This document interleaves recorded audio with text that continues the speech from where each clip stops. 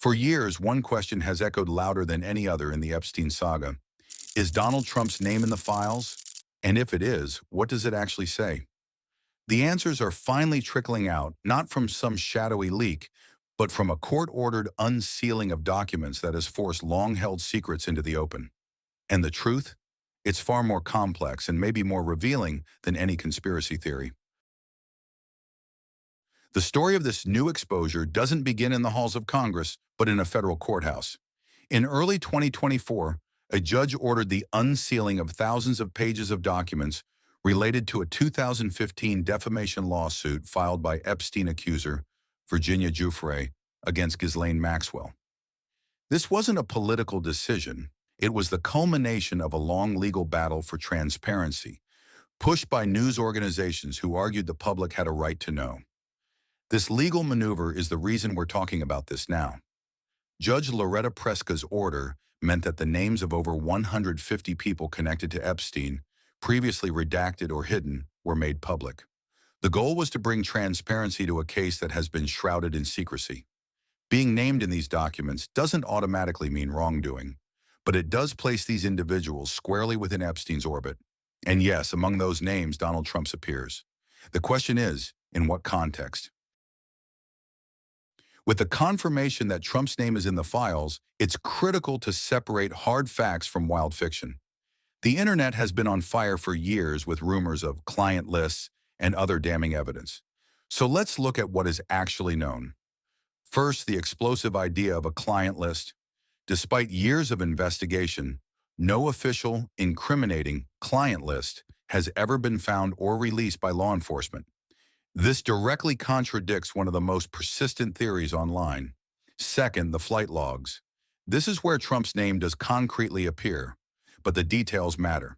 According to flight logs made public during Ghislaine Maxwell's trial, Trump flew on Epstein's private jet on multiple occasions between 1993 and 1997.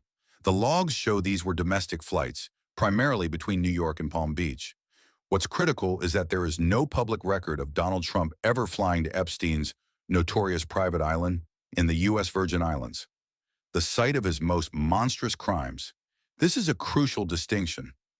The logs confirm a connection and travel in the 1990s, but they don't place him at the scene of the most infamous allegations.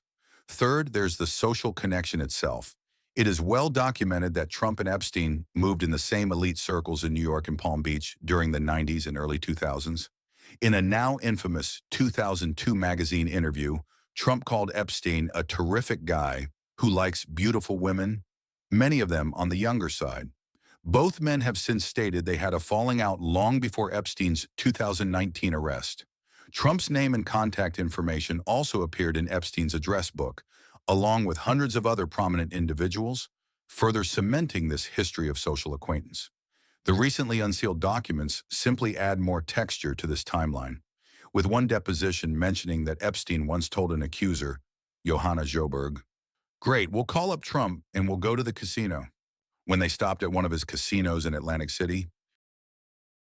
So if the official files don't contain a smoking gun against Trump, why does this story have such incredible staying power?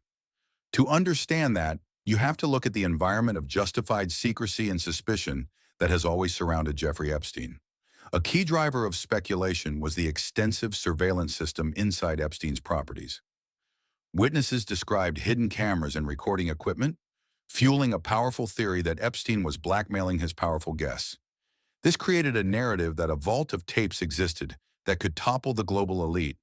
However, despite these accounts and the seizure of huge amounts of data, law enforcement has never confirmed that they found actionable blackmail material.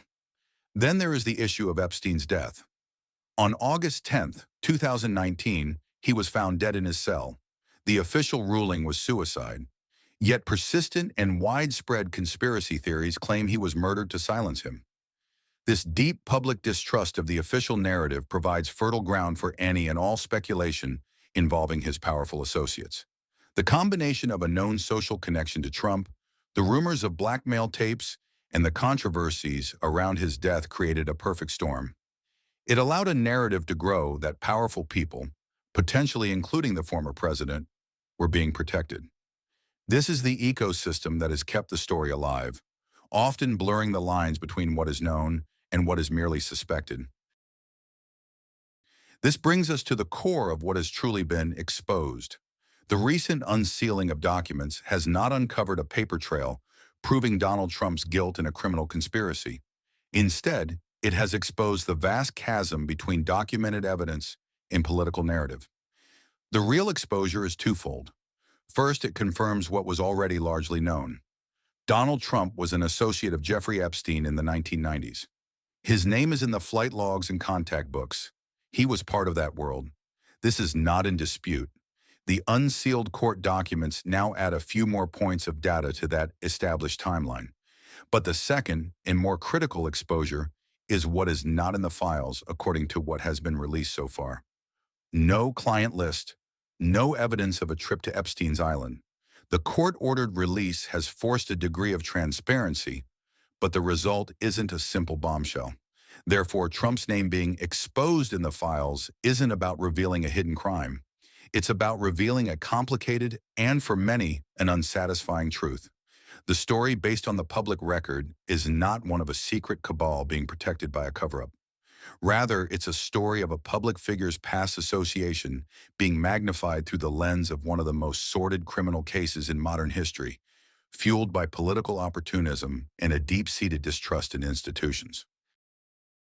In the end, the title of this video is both true and misleading.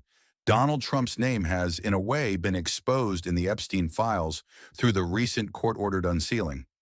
We now have more official documentation of his connection to Epstein's world, but the nature of that exposure is one of a past social connection, of being mentioned in depositions and appearing on flight logs from decades ago, not based on the documents released of criminal complicity.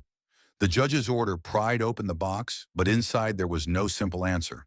There was only a more complex and nuanced reality. The gap between public perception and official findings remains enormous. And this leaves us with the most important lingering question. In an age of information warfare, how do we navigate the truth when official facts feel incomplete and conspiracy theories feel so compelling? Who really benefits when the lines are permanently blurred and the public is left to choose between a complicated reality and a simple, sensational lie? Thank you for watching. If you found this analysis valuable, please like this video, subscribe for more content that goes beyond the headlines, and share your thoughts in the comments below. We do our best to read them all.